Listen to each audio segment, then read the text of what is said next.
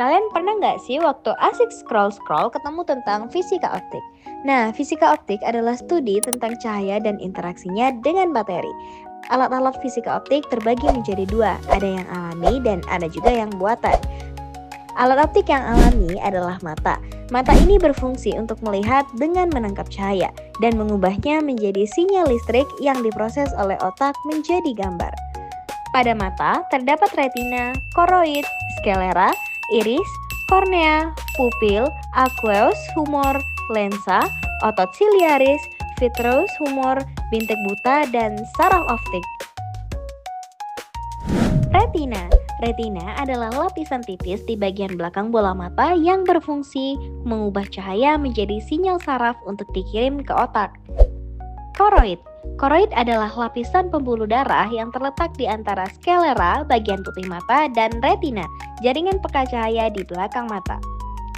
Sklera adalah bagian putih dari bola mata yang terdiri dari jaringan ikat kuat, berfungsi untuk melindungi bagian dalam mata, menjaga bentuk bola mata, dan tempat melekatnya otot penggerak mata. Iris adalah bagian berwarna pada mata yang terletak di belakang kornea dan di depan lensa. Fungsinya adalah untuk mengatur jumlah cahaya yang masuk ke mata dengan mengontrol ukuran pupil.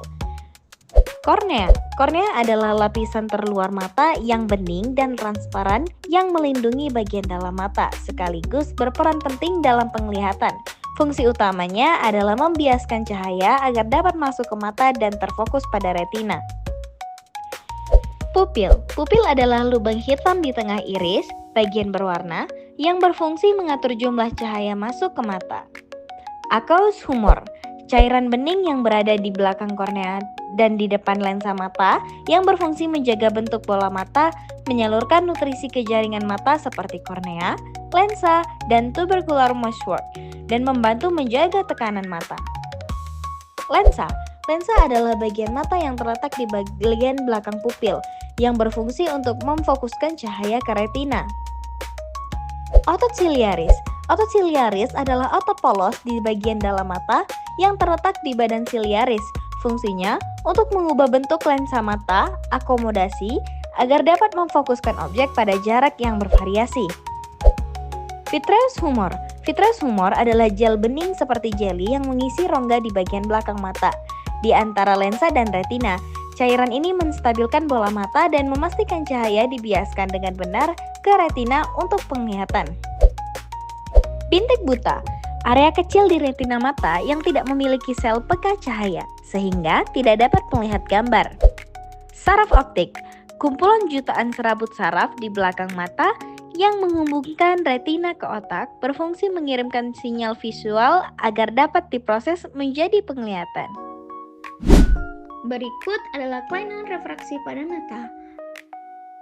Nah, itu tadi adalah alat optik alami. Lanjut ke alat optik